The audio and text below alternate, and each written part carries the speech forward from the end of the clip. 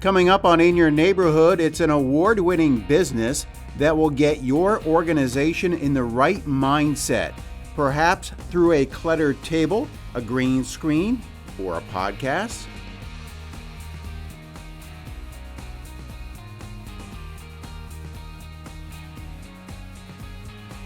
This episode of In Your Neighborhood is brought to you by Penn Teledata, serving Pennsylvania and New Jersey with reliable and fast internet. And the Standard Journal, connecting the Valley to print and digital. In the Standard Journal, news item and weekender, we have you covered from local government news to school district announcements, high school activities and achievements, local college news, and all the local news and sports in your communities. Plus, you can find all the latest features about your neighbors and friends in the weekender. Serving the central Susquehanna Valley since 1890, we are your source for local news, sports, and weather. Be sure to keep up with breaking news on our Facebook page, The Standard Journal, news item and weekender. Call us or visit our website and subscribe today.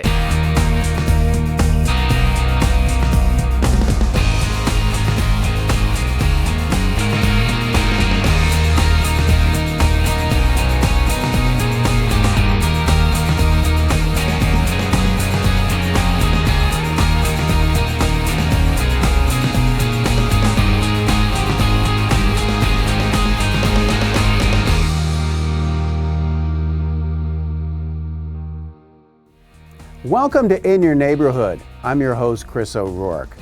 I have a challenge for you. Try to think of a business that you can't sum up in one sentence. Yeah, neither can I. But it really just boils down to having the right mindset.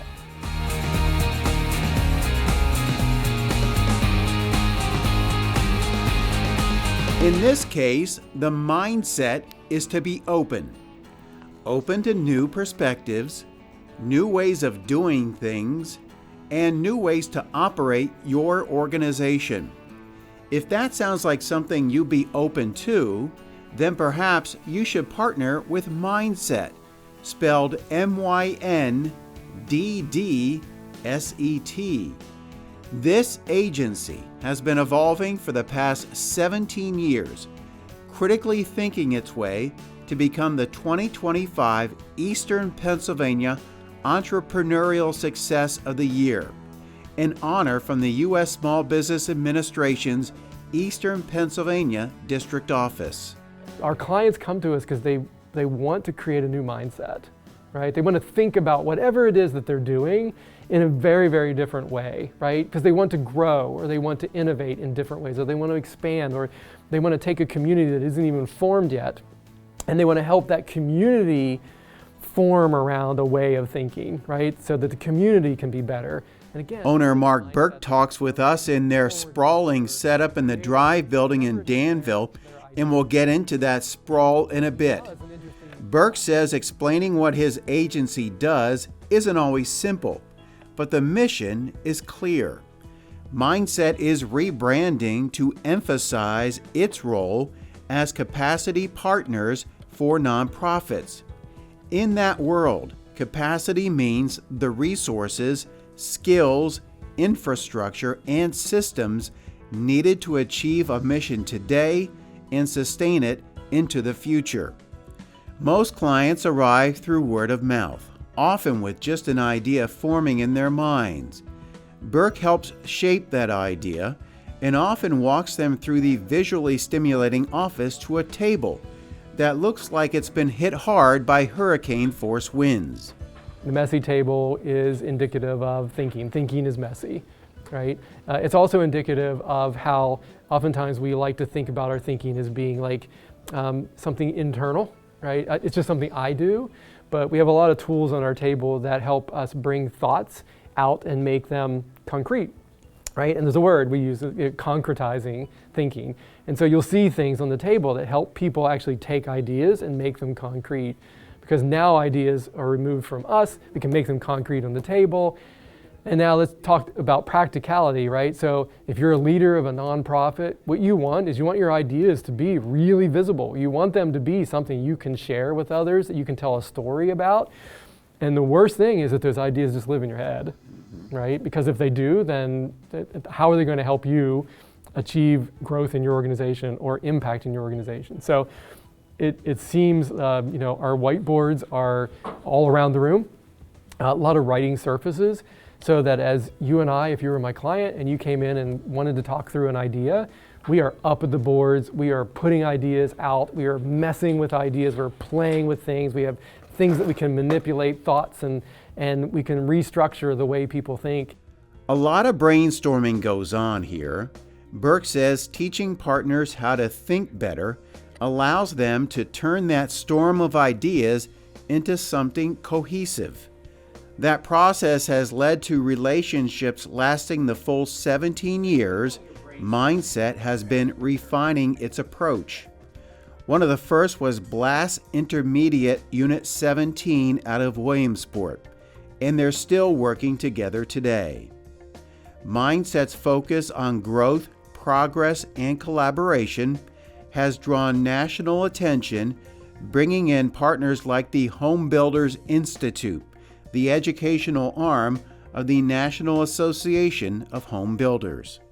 And I think their story really embodies like how we work and how our clients come to us.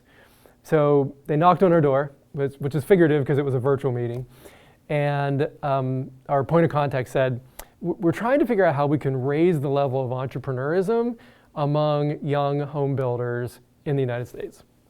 That seems like an incredibly massive, big thing to do, but it's also something that literally takes 10 seconds to say, right?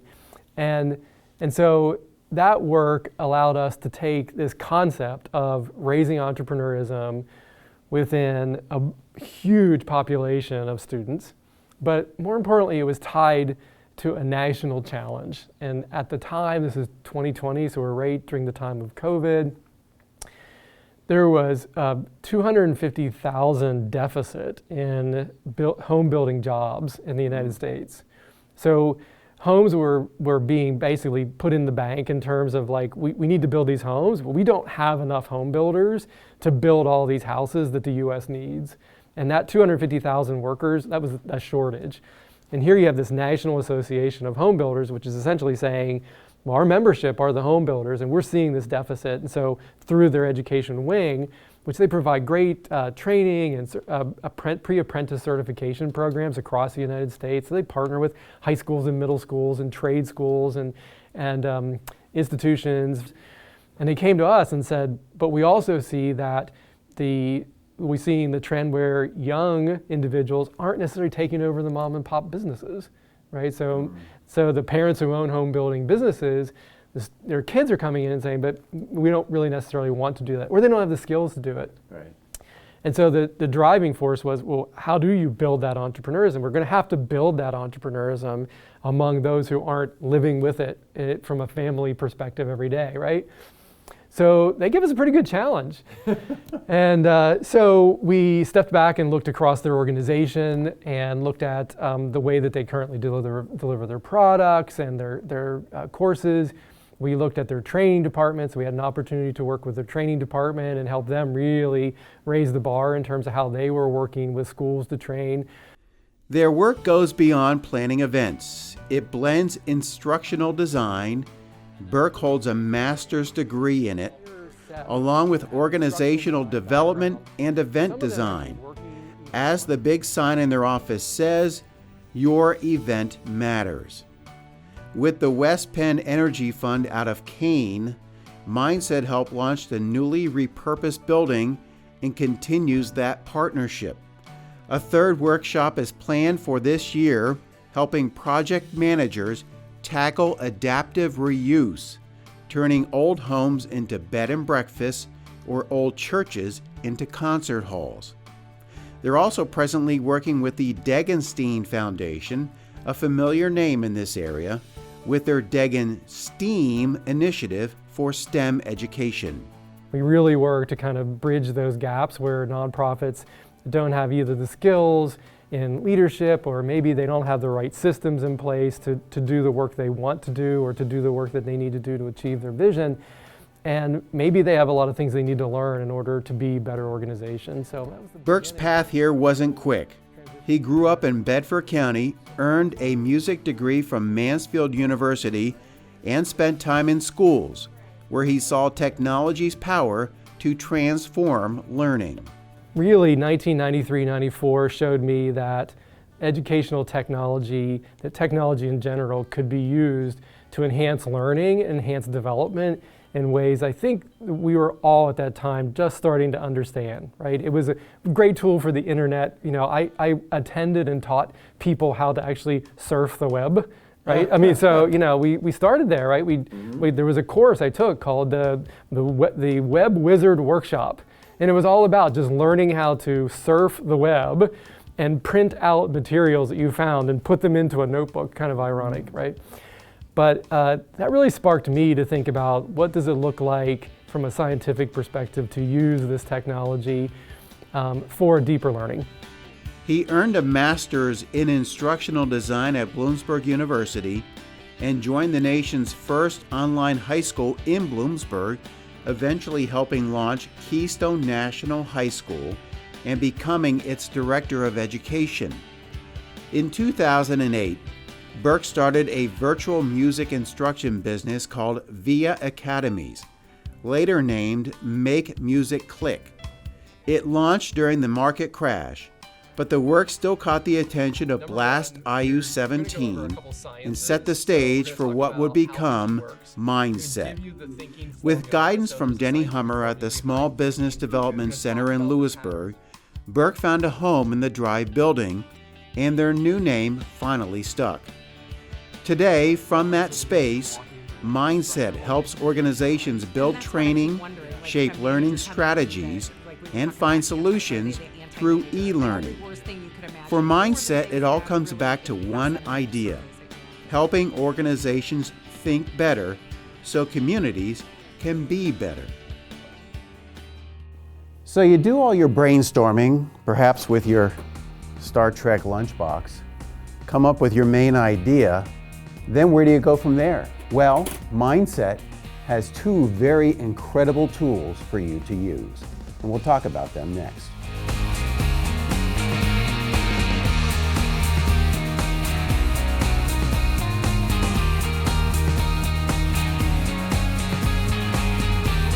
My name is Kurt Landis, President General Manager for your Lehigh Valley Iron Pigs. Pentel Data has been a partner with the Iron Pigs since day one in 2008. Making sure all of our systems communicate is critical for us when you have 10,000 people coming to your venue in a 2.5-hour time frame. All aspects of our business rely on Pentel Data, from ticketing, merchandise, food and beverage. If any of our systems went down, it'd be a game changer for us. Their reliability makes the experience great for our fans at Coca-Cola Park.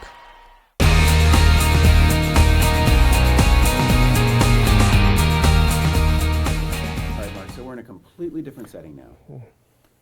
What was the thought process behind putting all this stuff in here? Because there's a lot of stuff here. There is. So yeah, this is it's really not a studio. We call it our digital creation lab. Most people would call it a studio, right? But everything in this room is meant for virtual events, right? So to do something really dynamic, to create that visual impact of a virtual event. So we don't necessarily think about this room for recording like videos for marketing, but we do think about it in terms of how you can create visual impact for podcast, or if it is a training session or a virtual event, anything that allows you to really make a visual impact for your virtual audience. This is part of the sprawl that I alluded to earlier. While the room with Mark's desk and the big cluttered table was once the copy room for the former occupant of this building, the Digital Creation Lab is located in what used to be an old safe room. It's isolated, has its own walls and ceiling, and as a result, it's soundproof, which means you can't even hear the trains go by on the nearby tracks. That makes it perfect for the level of creativity that goes on here. When you walk in, the first thing that grabs your attention is the green, and there's enough to make St. Patrick jealous. It makes for a world of opportunities for Mynddset and its clients. The thought behind that is that creating a studio space with backgrounds that would make everybody happy, like to have the physical space was not something we could do. Plus the fact that we are not a studio, right? We're creating learning experiences or those podcasts which can help move a community forward. So we knew we didn't want to invest in hard materials, right? Like certain kind of walls or certain kind of look, but could we do it visually? Could we do it virtually? And so the green screen technology made a lot of sense for us. We're probably one of the only few shops around that uses, this is complete immersive green screening, which everybody in the video industry will understand is we can do floor to ceiling to walls, right? So you can be immersed in this green screen. You can walk around on a fake floor. You can walk around in fake walls. We can actually have things in the foreground from a flat image and have you walk behind them in this virtual space, right?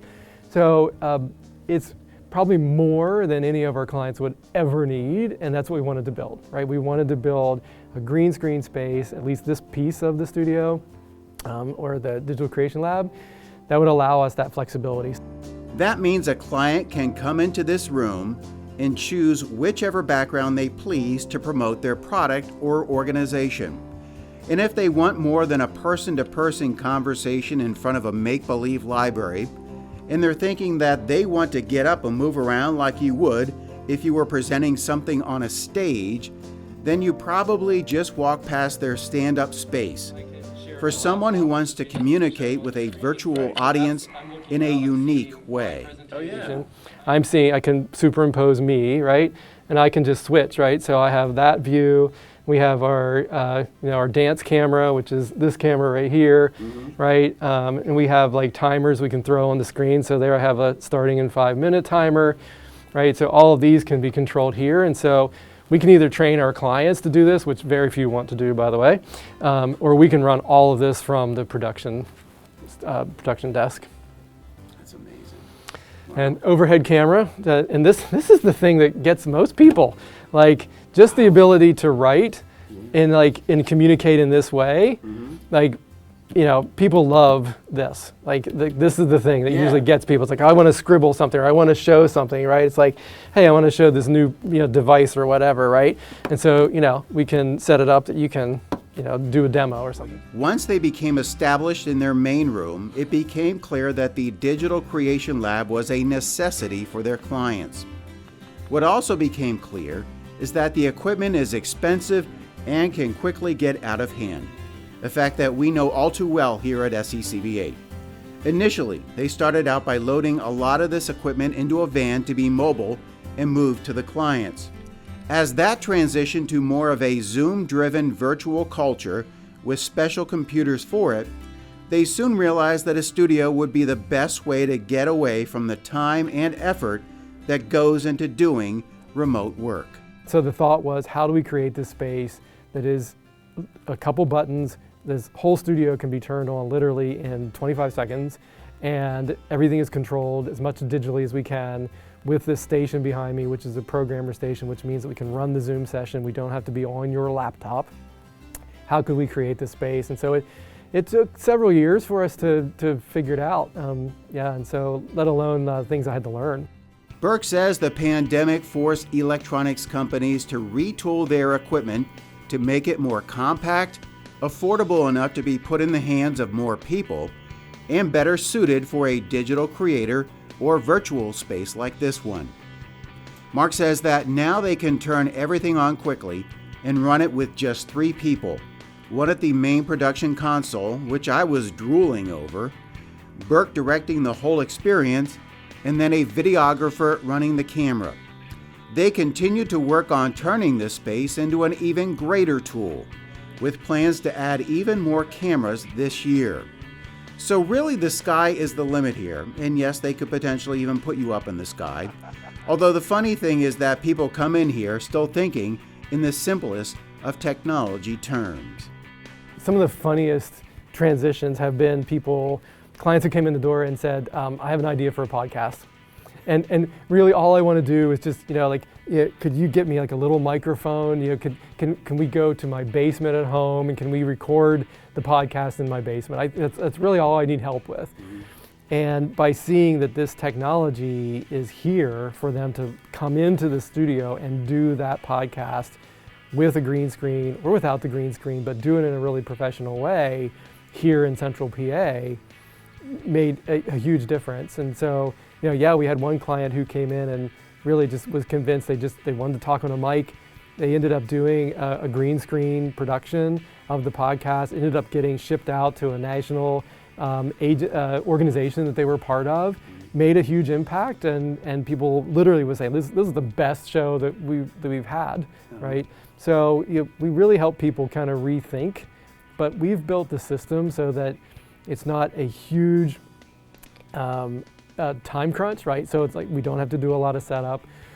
When they come in the door, we're ready for them. We run this digital creation space pro level, right? We make sure everybody's comfortable, and we had to learn all of that, right? Because I didn't come from a background of production, but I did come from a human background. Wait, hold the phone. Did he say podcast?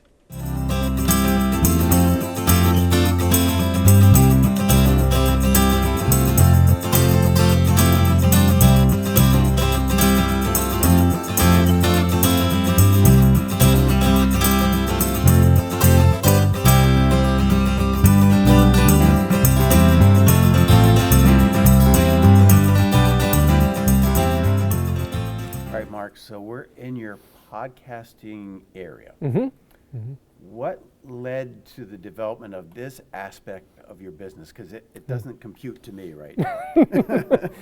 Yeah, so what was interesting was a conversation between myself and our videographer agent at the time and our learning development specialist agent. This space was empty. There were a lot of cubicles in this space. So Drive is the owner of the building. They were looking for what can we do in this space that's really, truly unique. And as we had this conversation around a void or a gap that we thought we could fill, it became kind of this question of what could be a public space that would be really unique, and it ties into this idea about how can we convene people in really special ways. And we kind of joked about this idea of doing live podcasts. And my colleague, Robin DeFelice, who works with me, she was our learning development specialist, said something about it'd be like a podatorium, right? So it's kind of like a podcast auditorium, and it stuck completely. Like we were convinced that what we wanted to do was give agencies, nonprofits, and businesses, and entrepreneurs a place where they could come together.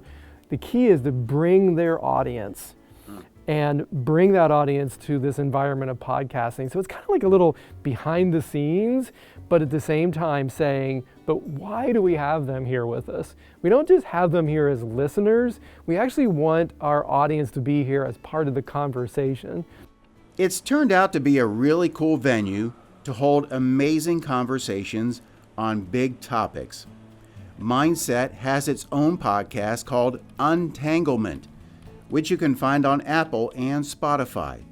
That not only works as a vehicle for their conversations to untangle big ideas, but as an umbrella for conversations that develop with their clients. They don't do them a lot. There isn't a high volume of traffic through the Podatorium, I love that name, maybe once or twice a quarter. That's largely because Mynddset is mindful of its neighbors and the fact that the Podatorium, once again, sits in a public space in the building. Mynddset started doing podcasts back in 2022, soon after they developed the Digital Creation Lab.